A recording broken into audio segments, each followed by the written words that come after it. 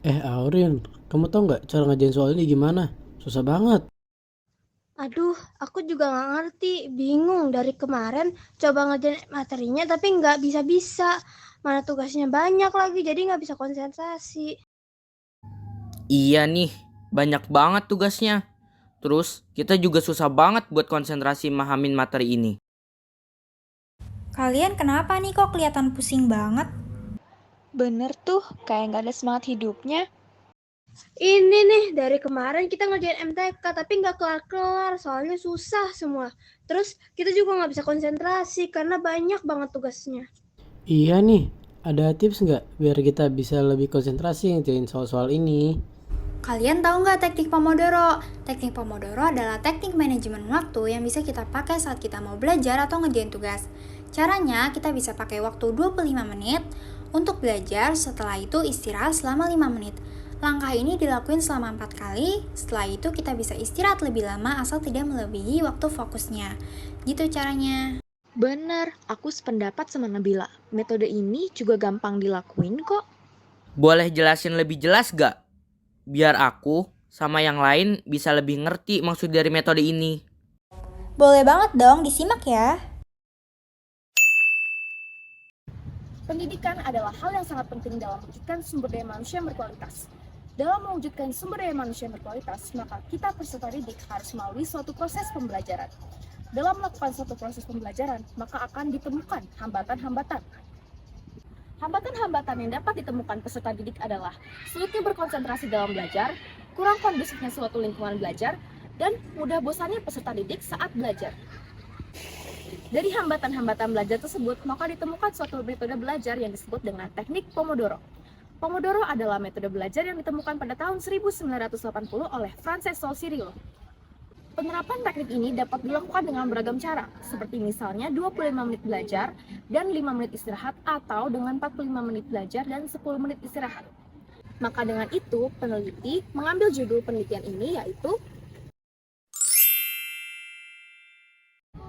Berdasarkan dari latar belakang tadi, proposal penelitian kami memiliki beberapa rumusan masalah, yaitu adalah apakah metode belajar Pomodoro memengaruhi tingkat konsentrasi belajar peserta didik kelas 10 SMA 81 Jakarta? Berapa waktu yang ideal dalam menggunakan metode belajar Pomodoro? Apa saja faktor yang mempengaruhi konsentrasi belajar saat menggunakan metode Pomodoro? Dengan dibuatnya proposal penelitian ini, tujuan yang ingin dicapai oleh peneliti adalah yang pertama, mengetahui pengaruh metode belajar Pomodoro terhadap tingkat kualitas belajar peserta didik kelas 10 SMA Negeri 81 Jakarta. Kedua, mengetahui berapa waktu yang ideal dalam menggunakan metode belajar Pomodoro. Ketiga, mengetahui faktor-faktor yang dapat mempengaruhi konsentrasi belajar menggunakan metode belajar Pomodoro. Penelitian ini diharapkan dapat memberikan manfaat antara lain adalah memberikan informasi mengenai cara kerja metode belajar Pomodoro. Yang kedua, memberikan informasi mengenai waktu yang ideal dalam menggunakan metode belajar Pomodoro. Yang ketiga, memberikan informasi mengenai faktor-faktor yang mempengaruhi konsentrasi belajar menggunakan metode belajar Pomodoro.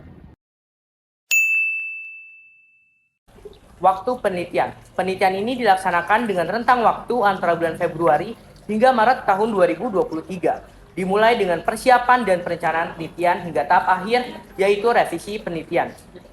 Tempat penelitian.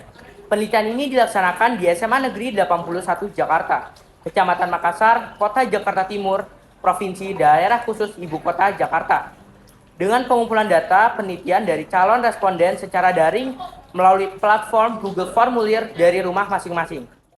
Sumber data yang akan digunakan di penelitian ini adalah sumber data primer, di mana dengan pengumpulan data dari calon responden-responden melalui platform Line, WhatsApp, Google Formulir yang akan diisi di rumah masing-masing. Alat dan bahan penelitian ini menggunakan kuesioner Google Formulir yang akan diisi calon responden secara daring dari masing-masing rumah.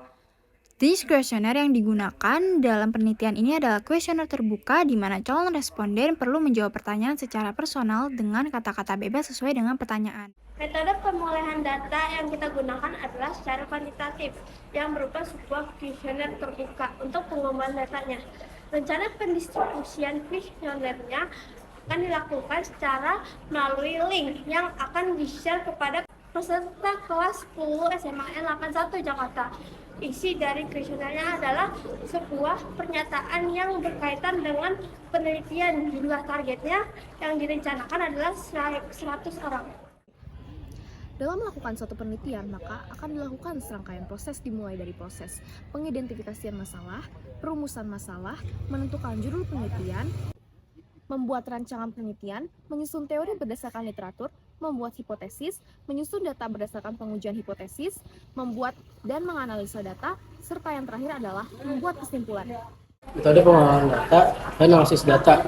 Penelitian ini menggunakan metode penelitian kuantitatif. Riset analisa data bersifat statistik dengan tujuan menguji hipotesis yang telah dibuat.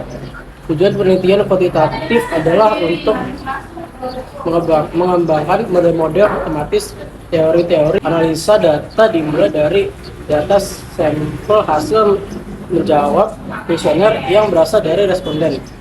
Penelitian ini akan berisi kuesioner terbuka dengan menjawab pertanyaan seperti apa, mengapa, atau bagaimana. Proses belajar menggunakan metode Pomodoro. Sampel-sampel tersebut akan dianalisa sedemikian rupa agar hipotesis baru ditemukan dan dapat digunakan untuk membuat kesimpulan.